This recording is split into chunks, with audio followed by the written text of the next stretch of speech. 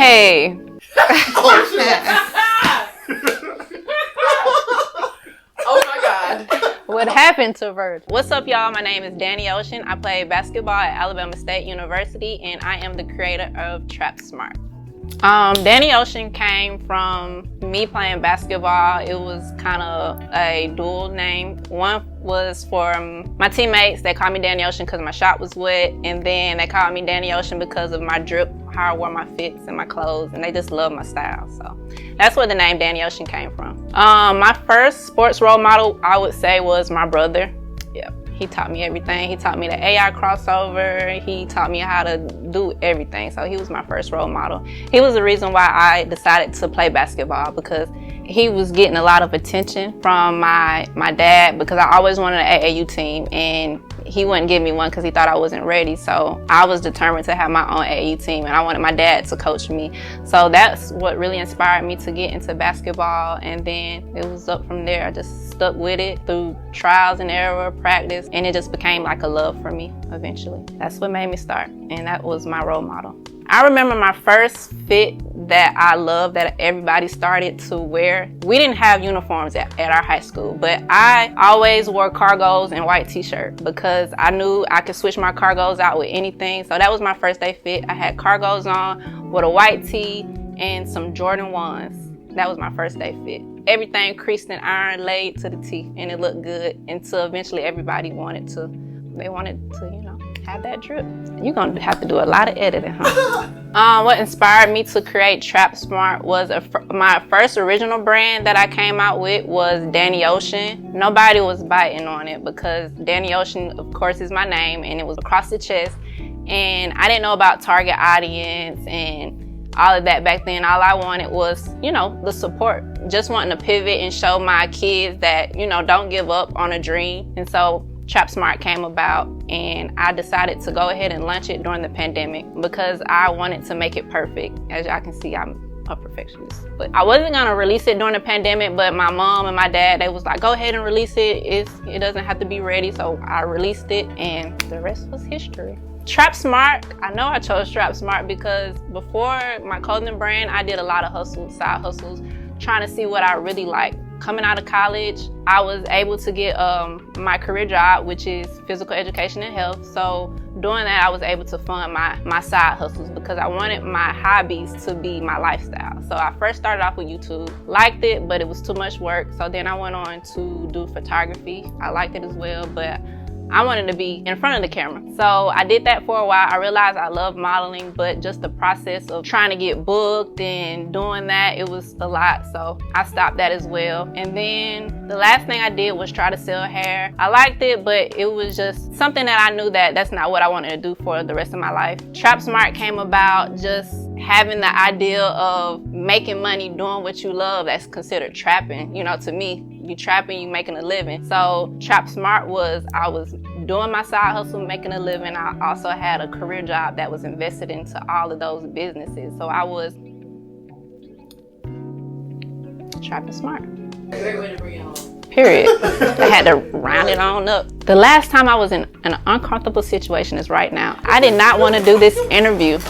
Y'all, I was about to cancel this interview because I have so much social anxiety. I don't know why, but this is the uncomfortable, top 10 in the one. I knew I was gonna be like, besides right now.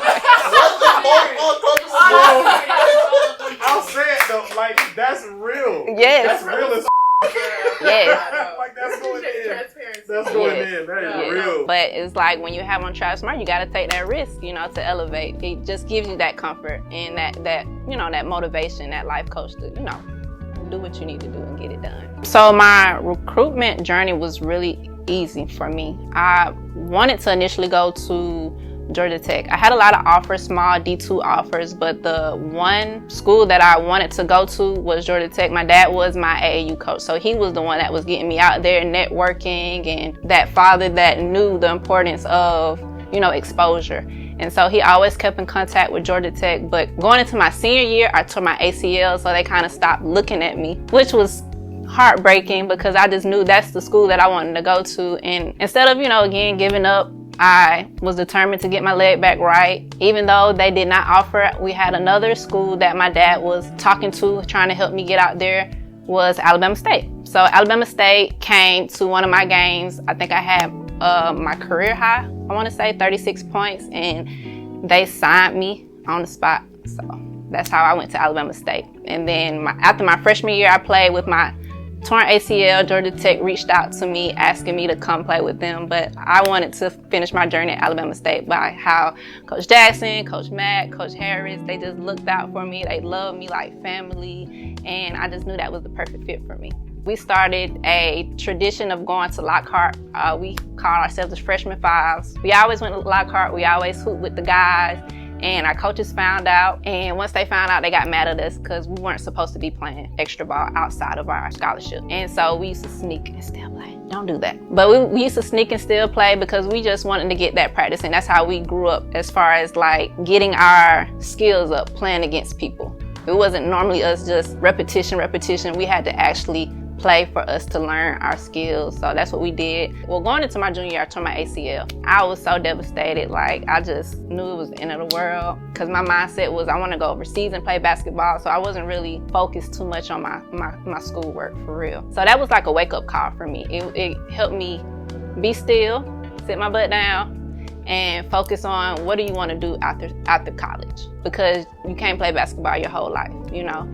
And so I had to learn balance. I had to learn how to actually take myself to class and actually learn and figure out what I want to do. And I was actually a good student. It was just the fact that I was one-track minded at that time. That was like a spiritual awakening for me as well. I got closer to God. I built my own relationship with God. I was already close with God, but I built my own relationship with God, and that's what kind of helped me get through that process as far as like tearing my ACL and trying to come back.